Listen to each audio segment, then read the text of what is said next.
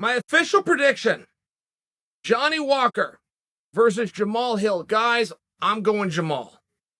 Now, you need to hear me out on this, because if these guys were to fight and it was 2 years ago, I think I'm giving you a different answer. Hear me out here. Now, I've only spoke to you one time about Jamahal Hill.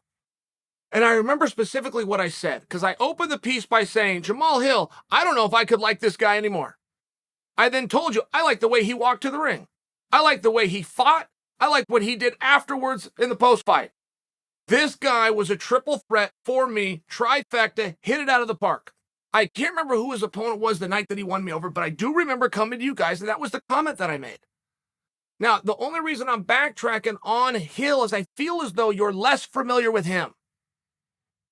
Johnny was on the fast track to stardom. Absolutely. Johnny got as quick of a start in this organization as Paddy Pimblett did. As quick of a start as Ciryl Gane did. I mean, he just shot up. They were looking at him for a title fight, and you were having a lot of people, much like Chimaev, much like what you're seeing with Chimaev right now, and all these people vouching for him that see him in the practice room and feel him every day, that were, he's the guy. He will beat Jon Jones. He will beat Jon Jones everywhere. He will knock Jon Jones out on his feet, and then they go over to Thailand, and Johnny's over there training, and he's kicking the little mitts and the elbows, and I mean, it's one of these things where you start buying into it, go, man, this guy's something special. Now, I think Johnny still is. Johnny stubbed his toe, and then he stubbed it again. I just don't know that I saw a deficit in fighting as much as it's a two-man sport, and anything can happen, and there was a couple of times where something happened. I think in every single fight Johnny's had, he looked good. Some fights, he looked great. Now, Johnny was one of these guys that panicked quickly. As soon as the wheels started to come off the bus, he went into panic mode. He packed up. He moved to a whole nother gym. Now, he's out there with TriStar, and I only hear great things.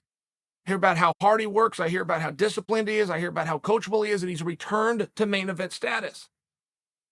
Tough spot. When you have all of it, very fair comparison. You guys may just not remember this. A very fair comparison, what I'm telling you about Johnny Walker at one point versus what Chimaev is going through right now. Johnny was the media darling. It didn't last very long. Chimaev's looks like it has more, but it was the same thing. Everywhere you went was Johnny. I was at a weigh-in. It was the night Johnny got beat. Johnny lost to Corey Anderson. Remember Corey come out? There's levels to this thing. Remember that big breakthrough moment for Corey? That was at Madison Square Garden. But I was at the weigh-ins the day before. And I just remember when Johnny came out, he got the little goofy hairdo, and he's a big, tall guy. He looks like $1 million. And that crowd went crazy. They were loving him. I would submit for you, if Johnny would have got the jump on Corey, Johnny would have fought Jon Jones. He was on this fast track. So things got a little bit off course. He's back to main event. He's a great fighter. But if you go and look at his record, and you only look at his record, you're going, well, there's some ups and downs. If you look a little bit closer, they were mainly ups, and then he ran into a couple of bad moments, but that's Johnny. I actually came to talk to you guys about Jamahal. I feel like you know everything I just said about Johnny. I don't think you know everything about Jamahal.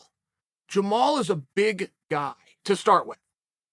He's a good-looking light heavyweight.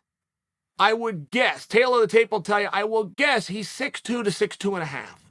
I will tell you there's no fat on the bone. I will tell you he's very lean. He understands how to use range, which is also a compliment I have to give Walker. A lot of guys are long, the reach advantage. You got to search far and wide to find anybody that knows how to use their reach. You get a guy like Jon Jones, but then you got to back up. Dan the Hangman would come into it. A long guy that knows how to use his reach. And then you got to go all the way back to Tommy Hearns. One guy's arm is always going to be longer than the other guy's. How is that an advantage, particularly if you don't know how to use it? Both of these guys know how to use it. And Jamahal will surprise you in one area. He's good everywhere he can fight it. He'll surprise you in one area, which is his ground and pound. If Jamahal gets on top of you because of that length, because of how lean he is, everything's sharp. Those elbows are vicious. His hands are vicious. His knees are vicious. And if he gets on top, he can change you. Which ultimately is why I'm picking him. Because when I talk about that, I do think Johnny Walker is as good as advertised. Whether his record ran into a couple of bumps or not, he's a damn good fighter. If there's one area that Johnny needs to avoid, it's being on bottom. And if there's one guy you don't want on top of you, it's Jamahal. And in a main event that's going to go 5 rounds, we're pretty safe in knowing we're going to see every position. We're going to see both guys on top, both guys on bottom, both guys punching, both guys kicking, both guys trying to show their ability to go into the championship rounds. We're going to see a little bit of everything. But sooner or later, I think Jamahal is going to get on top. I think Jamahal is going to change the fight. It's a close one. It's a tough one.